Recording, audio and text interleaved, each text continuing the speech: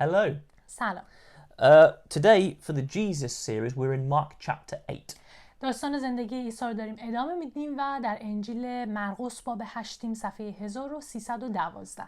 And we're at quite an exciting time in the ministry of Jesus. و تقریبا تو یک قسمت از مأموریت عیسی هستیم که خیلی زمان جالب و هیجان انگیزیه. The period of time and the events that we'll cover in this video and the next video are the center point of Jesus' ministry.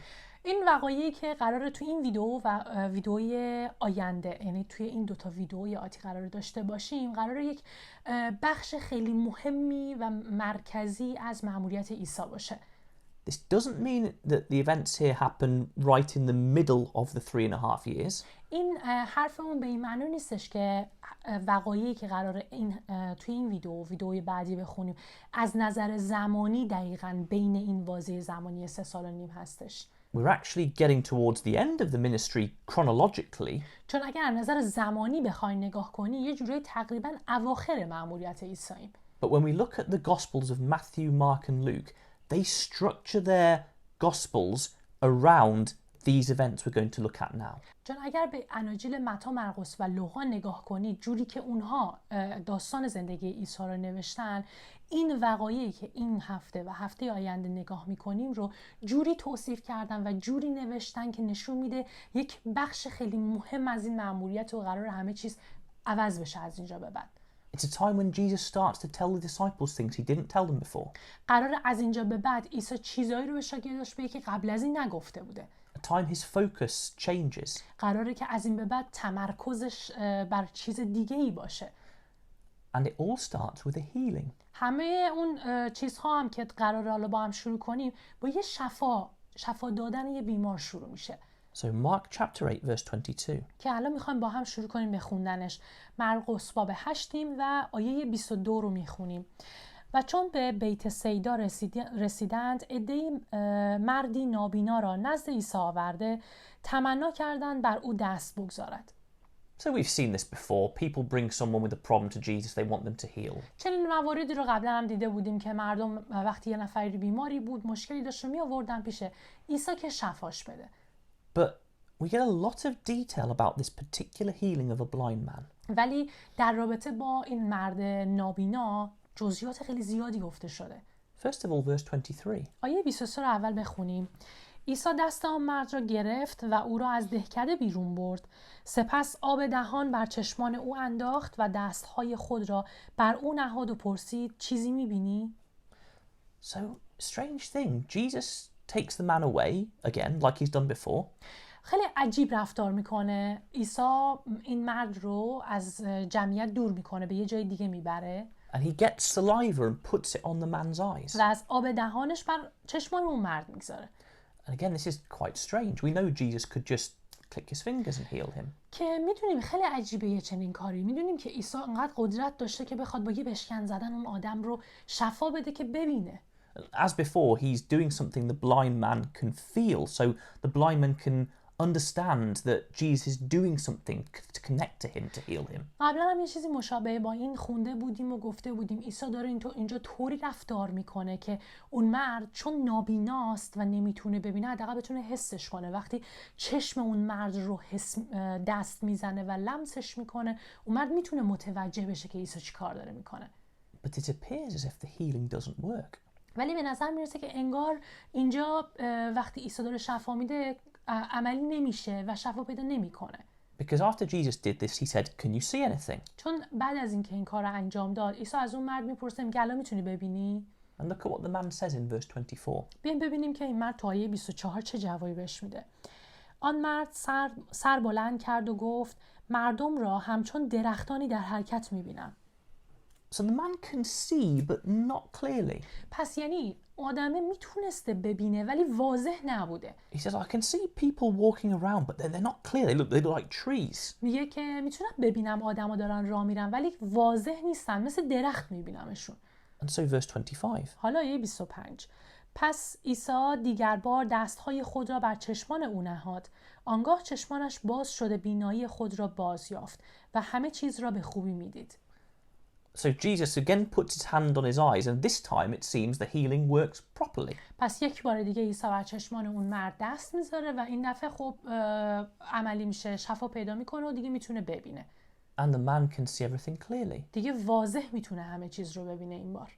So was Jesus having a bad day? Did it not work the first time? قضیه چیه اینجا؟ آیا روز بدی بوده برای عیسی؟ چرا دفعه اول نتونست شفا بده؟ Of course not. مطمئنا اینطوری نبوده و روز بدی نبوده واسه عیسی. As always, this is here done like this because Jesus is teaching something. مثل همیشه اینجا هم عیسی داره این کار رو میکنه چون میخواد یه چیز خاصی به اون طرف یاد بده. And maybe the man didn't understand fully what Jesus was teaching at the time, but we do. شاید اون آدم اون لحظه متوجه نشده که عیسی کاملا منظورش چیه، ولی ماها الان متوجهش میشیم.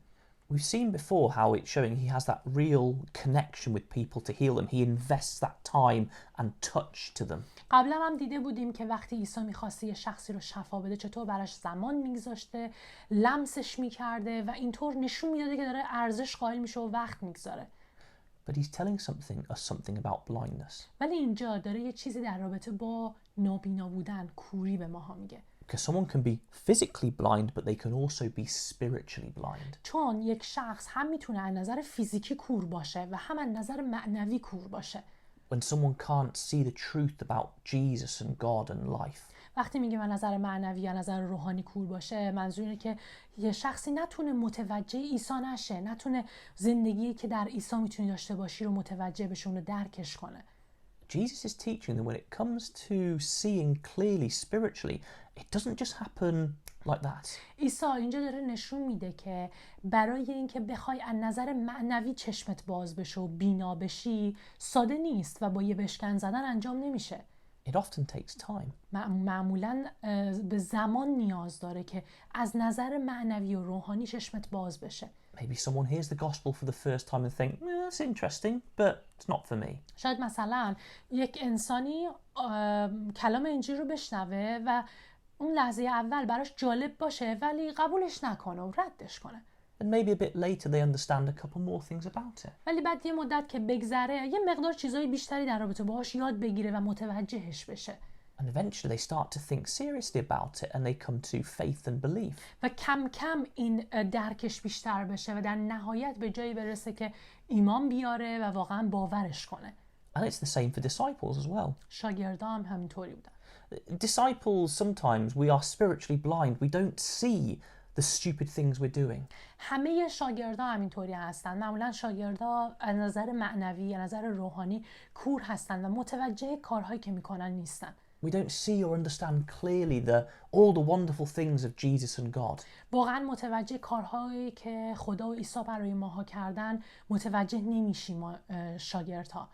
It takes time. زمان میبره که درکش کنیم واقعا. And that's okay. We learn, we develop spiritual maturity over time. هیچ مشکلی هم نداره. زمان میبره ولی به مرور زمان از نظر معنوی رشد میکنیم، کم کم درکمون بیشتر میشه و درک میکنیم برامون چه کاری کردن. But Jesus is teaching us we can never get rid of our spiritual blindness unless it's through him and being close to him.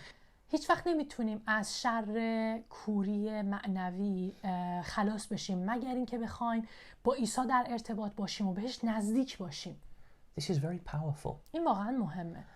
When someone is first learning to see the truth about the gospel, it means we have to be really showing them the truth about Jesus. وقتی یه شخصی برای اولین بار میخواد در رابطه با حقیقت کلام بشنوه، باید مطمئن باشیم که حقایق رو به درستی در رابطه با عیسی بهش نشون بدیم.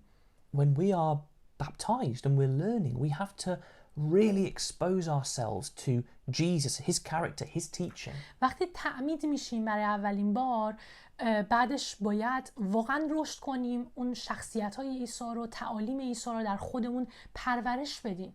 And of course expose ourselves to God and his character through regular reading of the word. و همینطور به خدا و شخصیت خدا خودمون رو نزدیک کنیم و اون کارم خب از طریق خوندن کلامش به دست میاد. Because of course Jesus was showing us God's character. چون باید خدا رو در خودمون پرورش بدیم و خودمون رو به خدا نشون بدیم و این کار از طریق عیسی ممکنه چون عیسی داره شخصیت خدا رو به ما نشون میده. Jesus is teaching us a very important lesson. عیسی داره یه درس خیلی مهم بهمون یاد میده. If we really want to grow in spiritual sight, it cannot be done unless we're really spending time with him and God. اینکه اگر واقعا میخوایم دیدمون از نظر معنوی رشد کنه، بیناییمون رو به دست بیاریم و رشد کنیم تو این زمینه، باید واقعا با عیسی باشیم و در رابطه باش یاد بگیریم. If we don't read our Bibles or take the time to think about Jesus or pray, then we'll never get rid of our blindness. اگر وقت نذاریم برای خوندن کتاب مقدس، کلام خدا، دعا نکنیم و به تعالیم عیسی گوش ندیم، هیچ وقت نمیتونیم از این کوری معنویمون خلاص بشیم. But this miracle comes at this particular point because it's also teaching us something about his own disciples and Israel at that point. این قسمت که در رابطه با شفای یک نابینا هست، به صورت خاص در این قسمت از مأموریت عیسی اومده، چون داره یک چیزی در رابطه با خود شاگردان عیسی و خود یهودیای اون موقع بهمون میگه. And we can see that when we continue the story. که اگر داستان رو ادامه بدیم متوجه همین قضیه میشیم. So first of all, verse 26. اول آیه 26 رو میخونیم که این تیکه تموم شه. عیسی او را روانه خانه کرد و فرمود به دهکده باز نگرد. So as we've seen before, Jesus tries to keep this miracle quiet. همونطور که قبلا هم دیدیم با این حرف عیسی میخواسته بهش بگه که به کسی نگو و کسی خبردار نشه از این معجزه. Because he's not come to do miracles, he's come to teach. چون عیسی که برای فقط معجزه کردن نیومده بود، عیسی اومده بود تا تعلیم بده به مردم. But now verse 27. حالا آیه 27 رو میخونیم. عیسی با شاگردان خود به روستاهای اطراف قیطریه فیلیپی رفت. در راه از شاگردان خود پرسید: به گفته مردم من که هستم؟ So they go to a northern part of Israel. میرن به یک منطقه‌ای که در شمال اسرائیل بوده. And he says to them, who do people say that I am? و از مردم میپرسن، میگن که از قول مردم من چه کسی هستم؟ And the answer is in verse 28. ببینیم تو آیه 28 مردم بهش چه جواب میدن. پاسخ دادن بعضی میگویند یحیی تعمید دهنده هستی، عده‌ای میگویند ایلیایی و عده‌ای دیگر نیز میگویند یکی از پیامبران هستی. So some people said he was John the Baptist, some said he was Elijah. The prophecy of Elijah coming back has been fulfilled. پس یه سریا گفتن که یحیی تعمید دهنده است، یه سریا گفتن که همون ایلیای نبیه که پیشگویی شده بوده قراره بیاد. Others said he was one of the prophets. یه سریا دیگه هم گفتن که عیسی یکی از انبیا هستش. Now we know, of course, he was the Son of God. ماها که میدونیم عیسی پسر خدا بوده. Lots of people in Israel haven't got to that level of spiritual sight yet.